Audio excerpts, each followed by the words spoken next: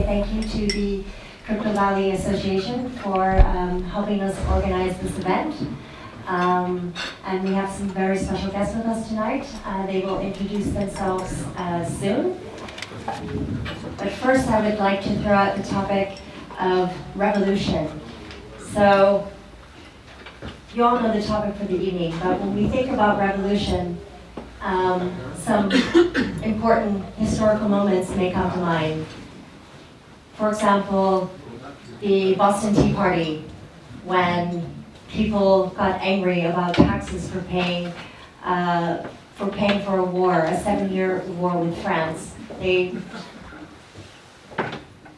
threw just boxes of tea into the water. Or French Revolution, where an uproar of violence led to the abolishment of the French monarchy. Of course, the Web3 revolution is not, hopefully not that extreme. Some of you may argue with that. But coming more to technology, we also have been going through maybe some may argue 4 stages of the Industrial Revolution. The first one being water and steam to mechanize production, and the second being electric power to create mass production, and the third, electronics and IT to automate production. And that gave the power to consumers, it gave them the access to a whole digital world. Bridging the gap to Web3, some say that the 4th Industrial Revolution is here. Tonight we are going to talk to some special guests about this. They're going to give us their insight on the Web3 revolution and what that means to them. And I'm going to let them introduce themselves and just say their names, what they do, and what the Web3 revolution means. Do that. Maria, would you like to start? Sure. Hi everyone, it's nice to see you all here. Can you hear me well with the mic? Perfect, thanks. My name is Maria Dubovitskaya and I'm a director of engineering at Dfinity. My focus at Dfinity was actually growing with the stack we've built, from building core crypto libraries to actually launching the network, and now focusing on L2 and apps to improve also user experience. And I'm not just an engineer, I'm also a cryptographer, and I always strive for bringing advanced cryptography into the real world and making it part of our everyday life. And for me, Web3 revolution is actually unleashing the power of advanced cryptography and making it performant, efficient, and making it serve us. Enforce transparency, enable decentralization, and enable people to be in control of the data. So, like before, we had struggles in integrating those advanced protocols that would enable privacy and security for users, because it's hard to integrate with Web2 and with different service providers and different entities. Blockchain is a single ecosystem. It allows us to integrate those advanced protocols so fast and make it available for everyone, and makes it so easy to integrate and empower users. So that's Web3 revolution for me. Thank you. Good evening, everyone. Well, first of all, thank you for CBA and Dfinity for organizing this event, and thanks for everybody to be here tonight. My name is Adriano Bertini. I am heading strategy at Ledger Enterprise. And Ledger Enterprise is the best kept secret of Ledger. I think many of you are familiar with Ledger. How many of you has a Ledger right now? Raise your hand. Okay, that's what I thought. And after the last 2 weeks, seems the entire world is getting one. So,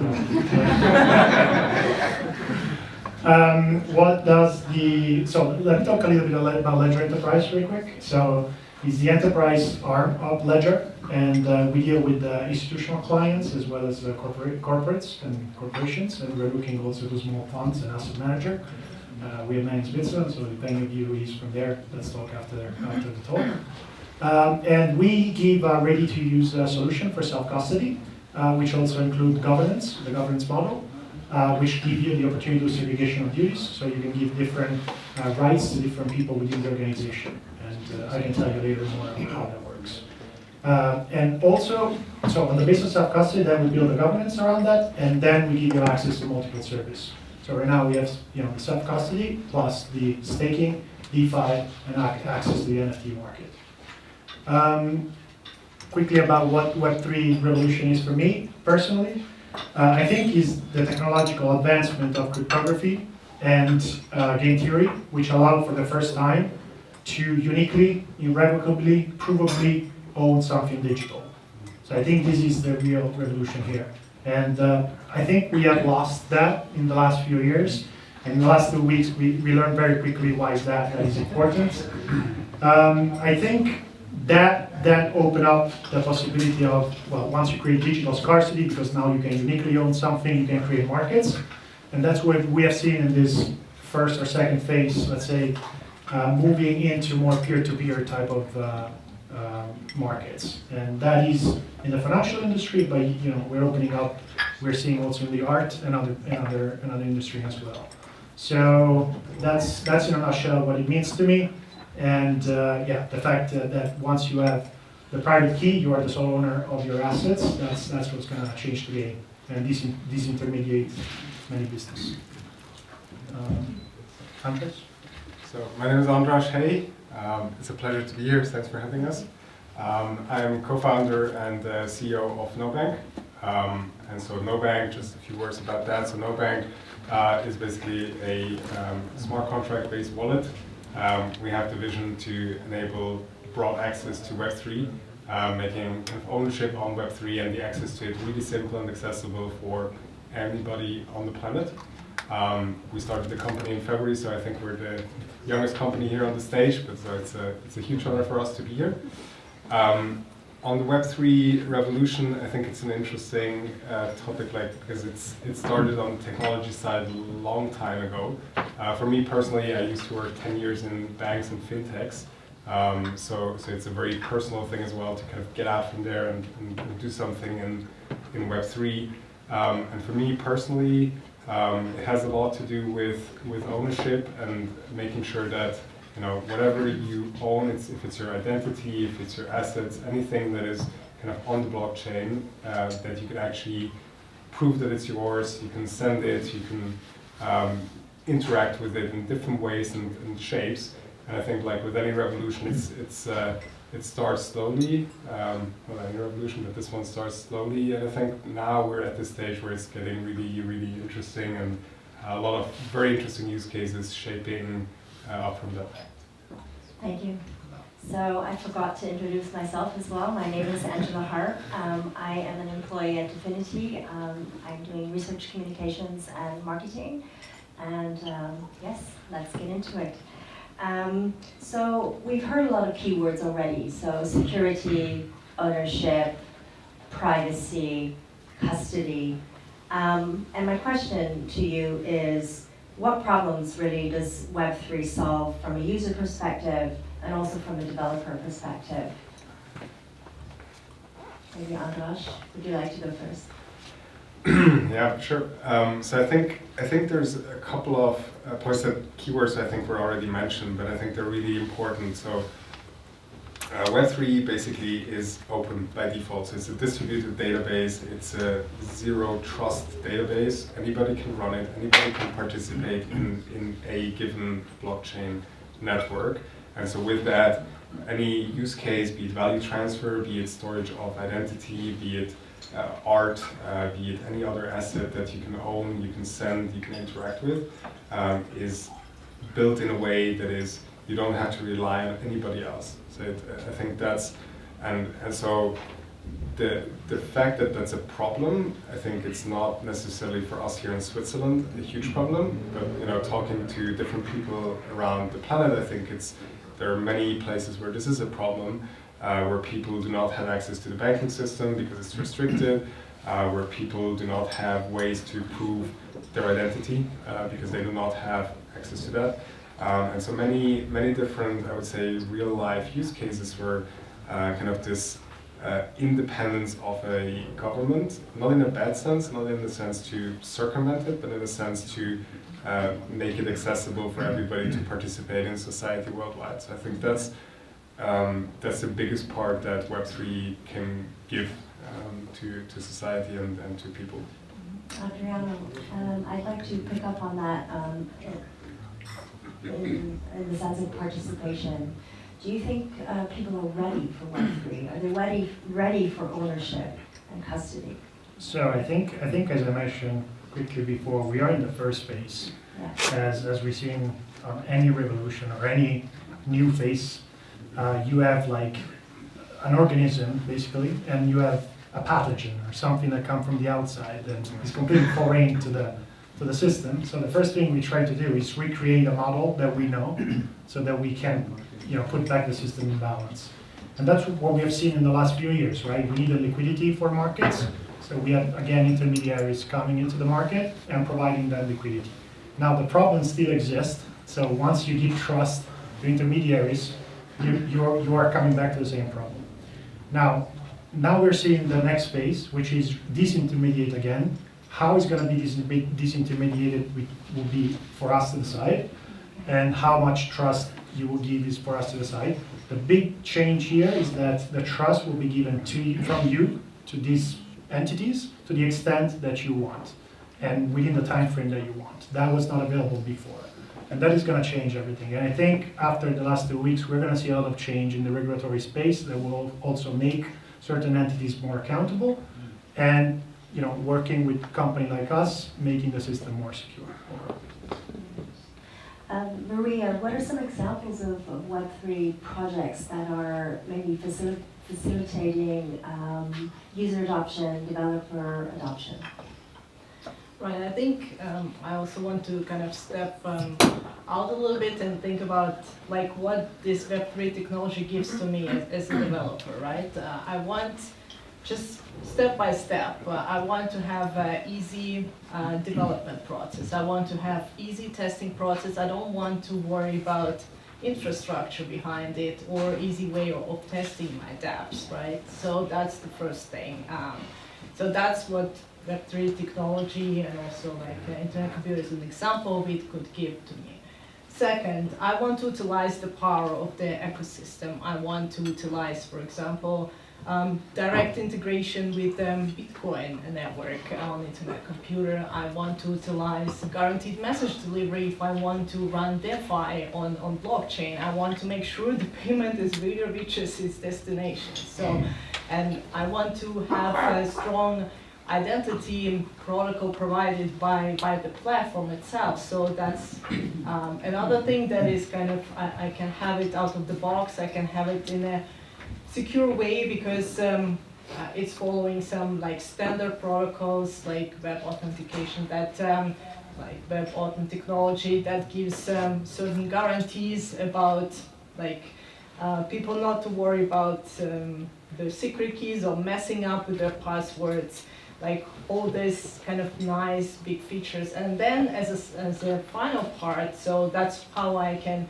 enrich and make use of the ecosystem and make enrich the developer experience. So, and second, the last thing, I want to community and the users join in governing my dApp or the application that I'm building on Dfinity. That's an example of like, for example, SNS project on the internet computer that would allow developers to actually decentralize, tokenize their dApps. So that's another kind of the next step that me as a developer would take and bring my dApp to the next level. So that's kind of those features that would enable DeFi applications to be growing. That would enable social and even gaming applications. So, and they would be running with the speed of Web2, so it's not that it comes at the price of like losing the speed or compromising security for performance. So I think, yeah, for me as a developer, these are the 4 things that, like, for every day as a developer, that would really make my life much easier and attract me to this, yeah, to blockchain. That sounds really great, but in light of the recent events, what would you say to your friends, for example, if they ask you, about joining Web3 or using a Web3 application. There's a lot of people who are just done with it, they have no trust anymore. There's a lot of shady things going on. How would you convince your best friends to say, yes, join the Web3 revolution? Andras? So my best friends are already using it, so I don't have to convince them, which is helpful. So my mom is the only one that doesn't use NoBank. Okay. As such, the rest of the family I have successfully managed to That's onboard. So check on that. Now, so I think to make it more serious, like first of all, like whoever was involved in FTX, it's a pity, and so sorry for that.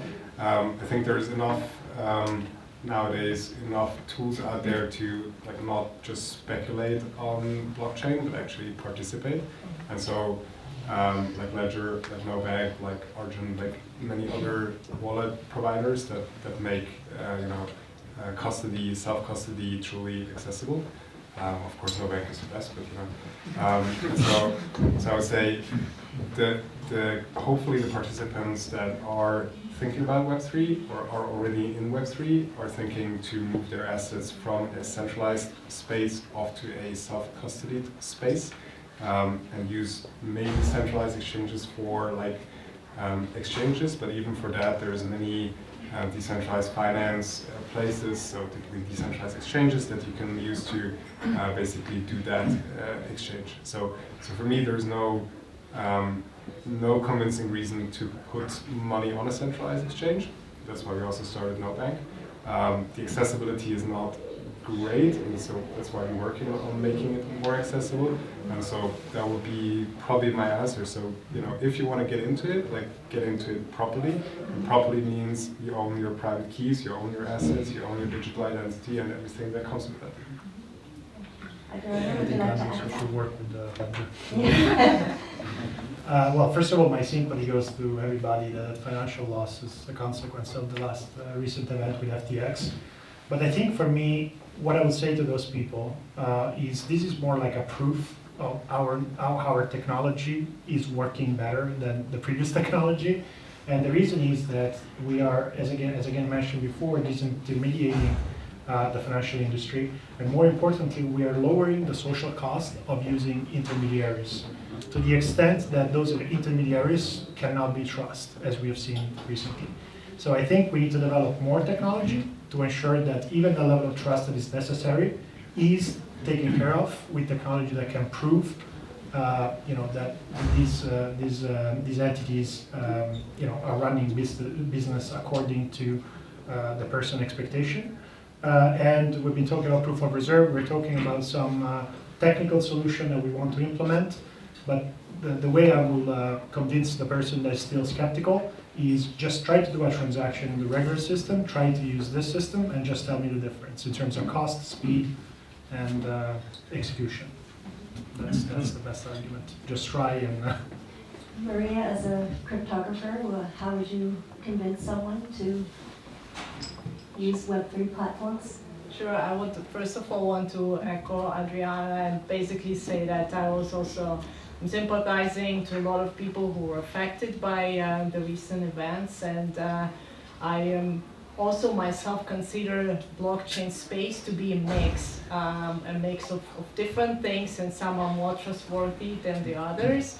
But I'm a big believer in technology that doesn't kind of let things collapse, and the more we embrace the technology and develop it further, the more we provide it in a very accessible and user-friendly way to users, using standard protocols, using secure hardware that is easy to use and takes care of managing your keys, then in the long run, the technology will prove like the right to exist, and it will shine, and those things who are based on the right foundation will develop and grow. And I would convince people just to see what's the underlying, what's behind the face of every project, and do some due diligence first and trust technology.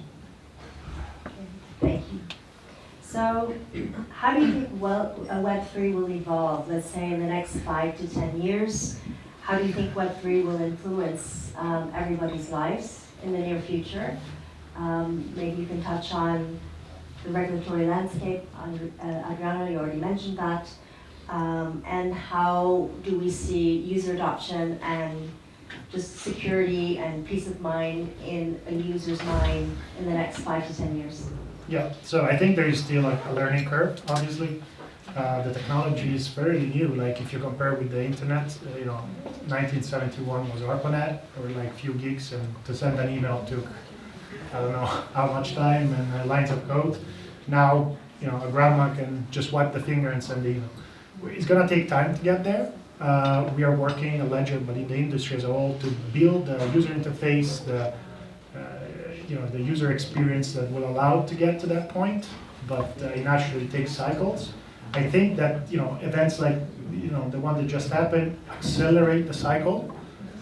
We are seeing more adoption both on the enterprise side and on the user side. And I think the important things that these latest events kind of push forward is the need to build technology that allows to survive in the intermediate period when people move to self-custody, which we're looking probably like 10 years plus when everybody is on board.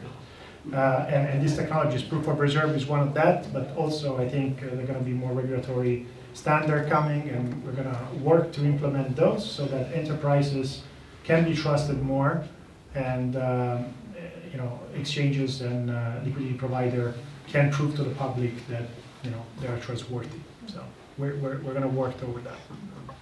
Andras, where do you see NoBank in 5 to 10 years? Maybe on the industry, I think Web3 over the next 5 to 10 years will hopefully evolve into something very similar to Web2, in the sense that you don't talk about TCP/IP and HTTP2, and then you don't there are talks around that, but as a normal day-to-day person, you don't talk about that with your friends and family. So I think my hope is in the next 5 to 10 years, very similar with Web3. The technology that enables all the cool things that we talked about will be here and will be open to use to anybody, and will allow a lot of very interesting use cases, from opening your car with your wallet, to buying a ticket, to having coupons in Migros with NFTs, all these fun and useful use cases in a way that for the end user the experience is really simple and not the first thing that he notices. So we can still geek out about cryptography and zero knowledge proofs, while normal users they can take their Migros Cumulus card and say I just got another NFT, and that's the technology underlying it will be that. And so we need to abstract. We need to abstract. Yeah, I think that's it. Maria, what do you think? Where will the internet computer be, and will we be all on Web3, or how do you see the transition from Web2 to Web3 evolving? Yeah, I guess I see more a world of Web2 and Web3 kind of a bit borderless in some sense. Also to agree with what Andras was saying, we shouldn't only define Web3 by those kind of features that are unique for it, like decentralization or transparency or I don't know, proof or immutability. We should be able to run cool apps on Web3 ecosystem, on blockchain, and attract developers by the cool use cases, great services that are provided by the platform and the different dApps, and see no difference in performance and experience on Web3. So that is more driven by great use cases and all these nice things like decentralization and community engagement and transparency that is enforced by technology, or just enabled by default, and that's the new reality now. And another thing I wanted to mention, as I said, it's borderless. Like, we shouldn't just kind of forget about Web2, right? It's a big thing to forget about. How about we rather make it kind of work with Web3, how about we, and that's what also we're trying to do with Internet Computer, we make this feature of HTTP out calls when blockchain can call Web2 world, because we cannot just forget what exists, it's a big world to forget. So how about we just making work seamlessly? And then the another aspect of borderless is there are so many blockchains around there, right? And Internet Computer is one of them, but there are many others, and they all have kind of different properties, values, and how about we provide also borderless experience for users to make use of different blockchains without bridges, without having different trust models. I think that's also we're trying to work towards. I guess we have an example with Bitcoin integration without bridge, but I guess we would expand more. It's called fancy word, blockchain singularity, but I would consider it more like, borderless experience across Web2, Web3, and all other like micro worlds of Web3, right? So yeah, that would be some nice future. Thank you. So I would like to open the floor now to questions. Oh, that was quick. Dominic? Yep. We can use the microphones, please. Yes.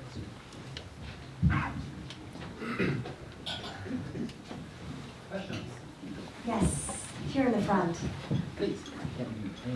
Tell us your name, please. Martin, Hi, welcome. thank you. Great. Everybody talks about Web3, decentralization, peer-to-peer and so on, but if we look at industrial applications as well, which is going to be massive, the problem I find today with all the blockchains we have and everything, multi-party, secured multi-party computation exists, but it's so slow. You can take a vacation and you need a power station in between, right? So my question is, have you seen or can you see, I call it decentralized multi-party computation in a secured way that is ultra fast, and I call it, instead of a power station and computer center, you have something like the power requirements of smartphones. Where are we and how long will that take? Good question. Thank you. So I think I can pick that up, Sure. I guess. So I think security and convenience, unfortunately, don't go together. And cryptography is also very complex. Those are the two limiting factors. We spend our day at Ledger to basically try to close that gap and try to offer something, as you mentioned. I agree that, so there are two things. One is so I'll talk about funds in specific and recoverability of funds. So that part is already taken care of because you will need only, the keys to recover the funds. So the speed is as fast as the blockchain allow you to go, right? But if you want to do industrial application, then you need to introduce, more level of complexity that, first we're building the first layer and then we're going to abstract up. So we are now talking about layer 2 in many blockchains. Things are coming, but because of the evolution of the, cryptography as a technology and the work is going to take time. How much time to answer that question? I wish I would know the answer to that. Everybody would love to know that. I think we're going to be probably in a good place like 20 years from now. Oh, really? Wow. Yeah, it'll take some time before you have full industrial application. In fact, it will take some time even to have full usability of layer 1 by people. Like the percentage of people using this technology is still too small. Maria? But I also wanted to just highlight, yes, the full general secure multi-party computation is probably, yes, a few years from now on, but we should also see how much progress in terms of efficiency cryptography made in the very few recent years. So I think if we, actually working on Internet Computer and for example, working on this threshold ECDSA, which seemed to be quite inefficient when you think about it. Actually, we did make it efficient. I think if one focuses on concrete use cases and then tailor cryptography to solve those use cases, then I think in terms of efficiency, we can be in much better place. And it's quite impressive how much progress cryptography made in terms of efficiency, and not that far away from making them work for us. So, thank you. Yeah, just one small comment to this. I think this multi-party computation in general purpose sense, I was listening a few weeks back to a talk about layer 3 zero-knowledge rollups, which allow you to exactly do that on a smartphone. I would say the industrial or personal use of that, such that it's accessible and you don't freak people out without 2 PhDs about layer 3 rollups and an exact case art. You like, okay, I think that will take the time, because parts of the technology are there, but then you need to iterate 3-4 times over it until it becomes something that you would actually like to use in an industrial setup. If I can chime in that, I don't think, in fact, what you just said, I think is in line. So I don't think the problem is the actual, arriving to that technically. That will take some time, but not as much. I think the industrialization, the point of industrialization, like when everybody will use this technology. Like we've been 14 years since the birth of Bitcoin. And if you look at the last 14 years, it's not, it's not good. Yes, next question. Hi, I'm Ben. Thanks for your comments and my whole admiration for what you do. I just hate to bring you a little bit back to reality. I'm just trying, we're working in a confidential project, and I'm just trying to get everybody on PGP. And there's no hope. There's no hope. You can install an add-on in Outlook. It's very simple. You can use Thunderbird, it's embedded. People just don't do it. They're lazy. Now, my question to you, and maybe a little feedback. I'm an old fart if I look at the other people here, and you all know what DeFi and DApp and QApp and whatnot is. I don't. I can read it, I'm a Messari subscriber, blah, blah, blah, but I don't have the time. So if you want to have people adopt your stuff, just talk like normal people, okay? We don't know what QApp and DApp and DeFi. It's just like mumbo jumbo to us. So my question to you is, for each of the 3 people here, what in your view is the next killer app that my and your mom will use? Good question.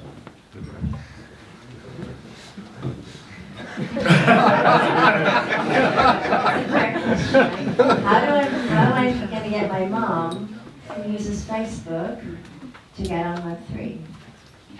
And why? Controversial. And why? And why? Exactly. Why? Can I start? Or You can go. I have a controversial answer, but I'll let you start go. with the controversial answer. So I think I'll start with the less controversial answer. So I think with NoBank, we have Christina here, who's kind of taking everything I say and then kind of doing 5 filters over it, so whatever comes kind of out on the website and kind of in our app is such that it's understood by normal people. And so we have this conversation a lot about like the thing that we say. I think that's what I was saying before. Like it's a bit geeking out in this context, which I think is in Dfinity is a fair thing. On your question, like what's the next big thing in Web3 and why would people need it? I think my point before was, I'll repeat on that, so there are certain things where it kind of makes sense to use that technology, and so for me, particular use cases are identity, and are things we're used already today. So Migros Cumulus is, I think, a perfect example where it's a very closed ecosystem in Migros Cumulus, and so if you want to open that ecosystem, you need a platform that is open. And so if Migros is the brand that will do it, or if it's another brand, we will see. But we're, specifically with NoBank, we're using our platform to do these kind of things, where the user actually does not have a visual idea that he's on the blockchain. He doesn't need to know, but he has an open ecosystem. And so compared to traditional Web2, where we did open banking and integration with like many partners, I can tell you that from a maintenance and integration perspective, because it's an open ecosystem, because it's on a single source of truth, if you like, it's much simpler. Yeah? And so you as a user, you should not know. And Cumulus is, as an example to all that things that you already use today. I don't think the use case will change. It's just you can go into social media, into articles where you publish under your identity, you receive payments for that, you can do many, many things. But the user should not know it, the consumer should not know it, the publisher doesn't need to know it. It's a different technology for very similar use cases, I would say. Okay, the controversial answer is, I think the killer app is obvious if you look at the crypto market. Who is the one that has the largest market cap? It's Bitcoin. And the reason is very simple. I think the simplicity and the rationale why people should use it, to your point. As the macroeconomic environment change, people might want to move their assets over something that is not censorable or cannot be confiscated, and that you have full control over. We have seen that in South America. We have seen that when run to banks happens and people try to take money out of banks and banks are closed. The only alternative is to use that as a form of payment. In addition to that, there's a very strong push on payments because merchants right now obviously pay a markup on every transaction to Visa or MasterCard. And there's a very compelling use case to have a method of payment using Bitcoin, like Lightning Network, for instance. That will reduce the cost to nearly zero. So there is really a very strong, compelling case to use it. So we can talk about all the very interesting, lovely projects that we work every day, which are amazing, right?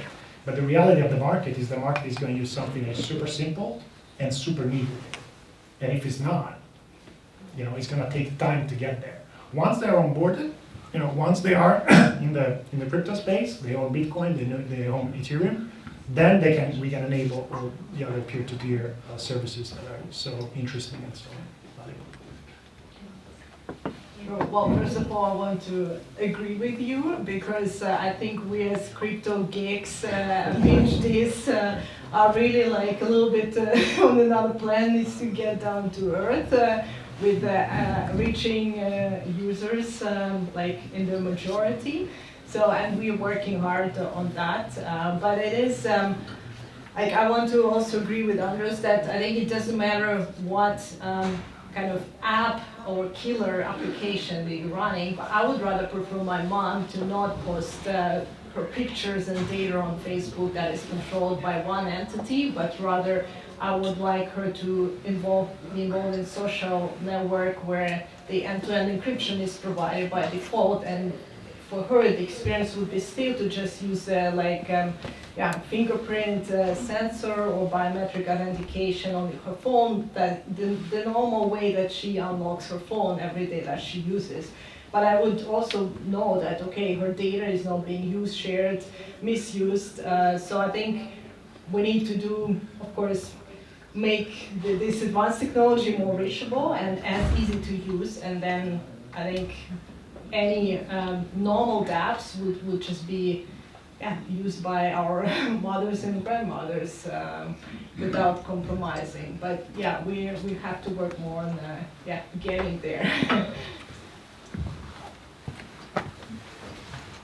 Thank you. Ellie, maybe I'll add to this. I think the killer app, or one of the killer apps, as much as talking about Bitcoin, I think is about the fact that we have in the planet 9 billion people, out of which 4.2 are unbanked. And we can call that financial inclusion is the killer app. All of a sudden you have a NoBank bank, which can enable the unleashing of 4.2 billion people out of 9. I think this is probably the area where it is worth kind of putting some focus and energy here. Getting back to just what you said, this is a question I have for you guys.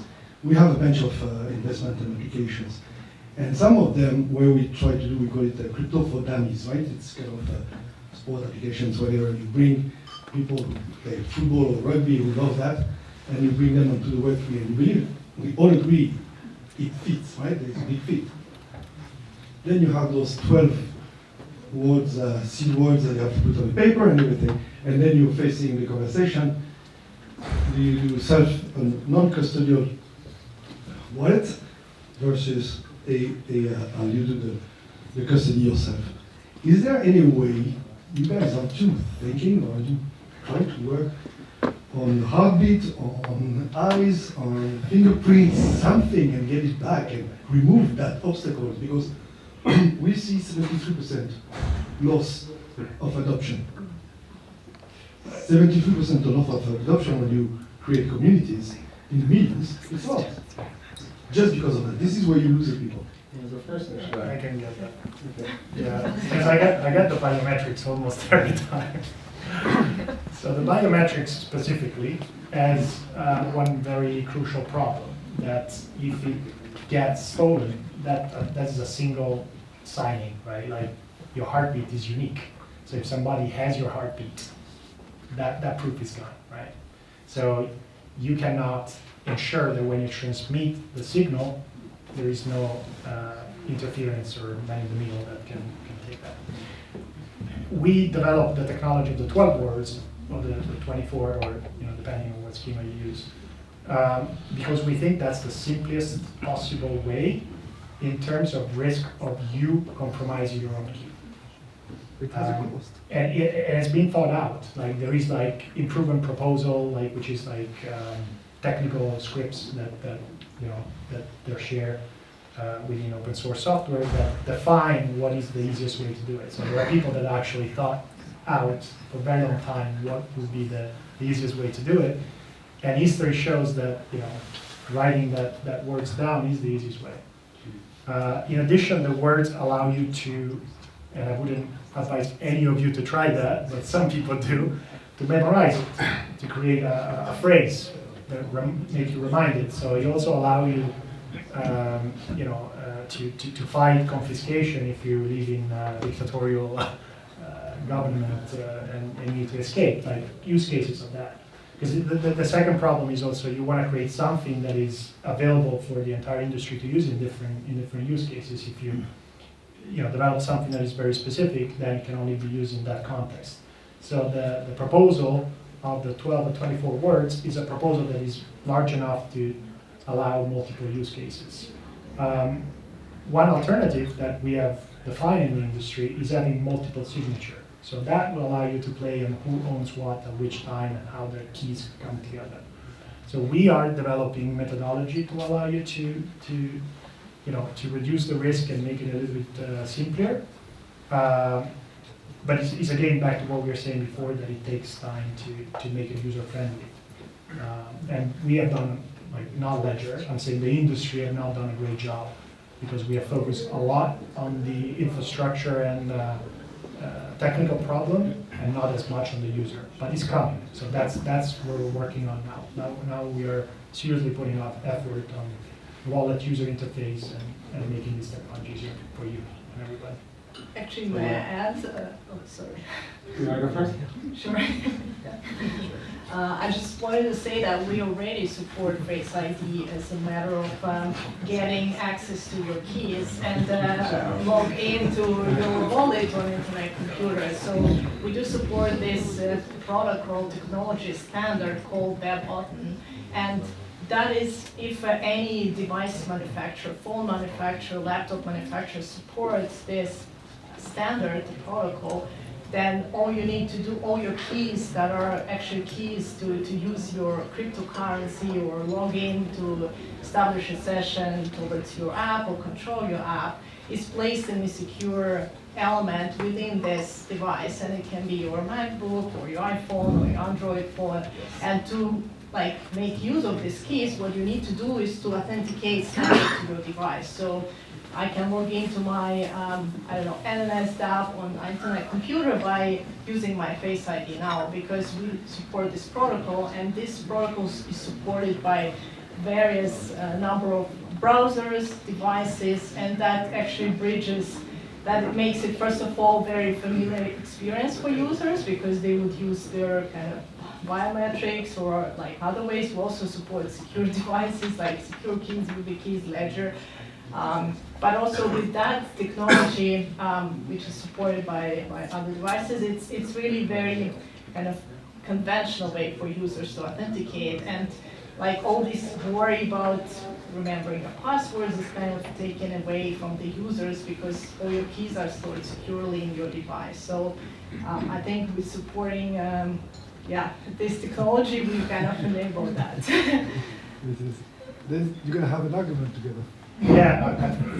Can I say the third part to this? Yeah, go ahead. So the third part to this is, so we, when we started NoBank, we took exactly these problems that you described and started to develop, different methods to recover without the seed phrase. And so we had an argument before the talk actually, like, which one is easier? Is a one-time password or is social recovery with, your banker or your wife or your friends easier than 12 seed phrases? And we believe it is. And I think the industry as such, there's a big work now going on to account abstraction on a protocol level that basically tries to implement a lot of these things directly onto the blockchain. So that's why you have a wallet that you have the seed phrase where you have the private key, or you have something where all that logic is ingrained into a smart contract, and you have that logic down on the smart contract level. And it's achieve the same thing with different philosophies. Its dance will be to provide all kinds of choices to the users, and then they can use multiple if the most security or the most convenient for them. But I guess we do provide the technology. And that's going to be the follow-on discussion.